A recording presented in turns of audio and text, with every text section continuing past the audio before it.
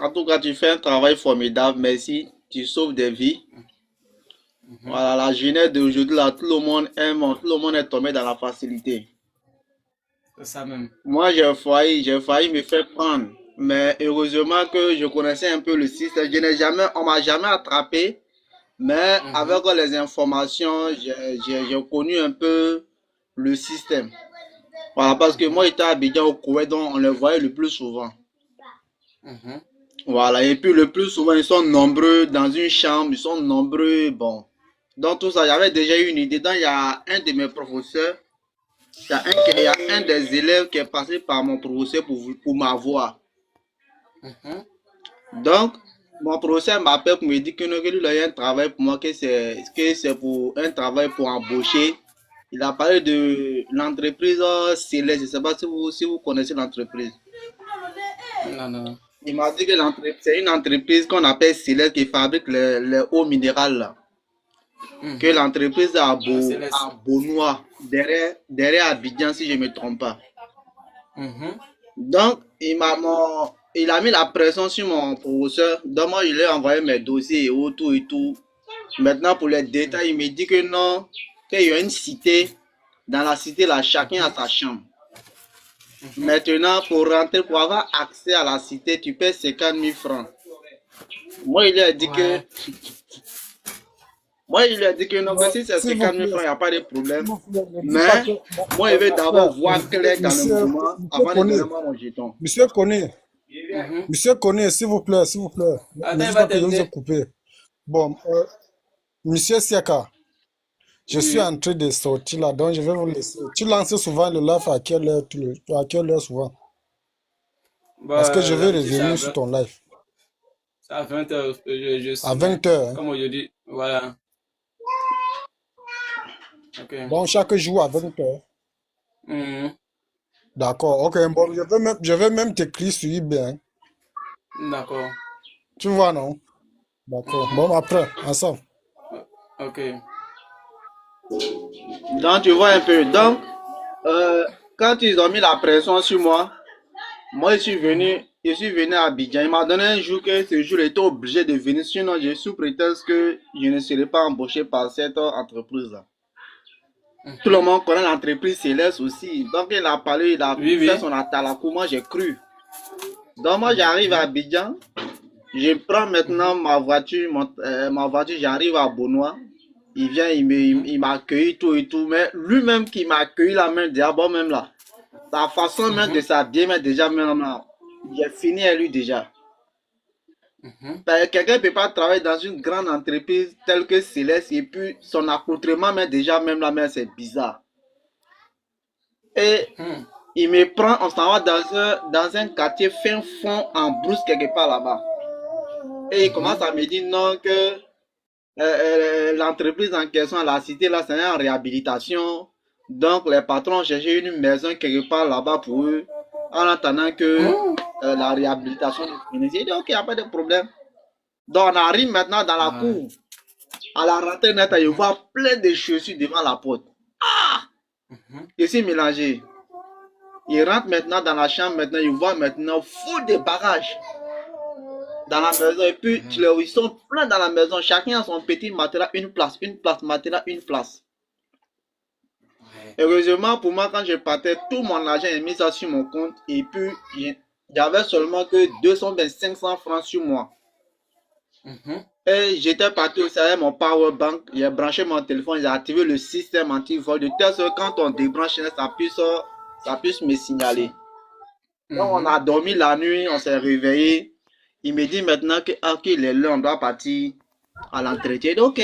Donc maintenant on s'apprête, on est parti. Arrivé là-bas, on m'a accueilli dans l'entreprise. Mhm. Dans une villa bizarre quelque part là-bas. Je rentre, on Mhm. m'accueille, je suis assis, ils ont commencé à me poser les questions. Mhm. Qui parle à côté? Ils ont commencé à me Non, c'est poser bon. des questions. Je réponds. Et le patron maintenant me dit que non, est-ce que moi je connais les conditions? Et ça, il lui a dit oui, je Mhm. connais les conditions, mais lui qui m'a parlé de ça, il m'a dit que non, que il y a une cité qui est en réhabilitation. Voilà, Mhm. donc pour avoir accès, il faut donner 50 000. Donc moi, il lui a dit que non, que moi je ne vais pas donner mes 50 sans avoir accès à moi, ma chambre personnelle. Et puis sans voir la situation, moi, il ne donne pas un rond.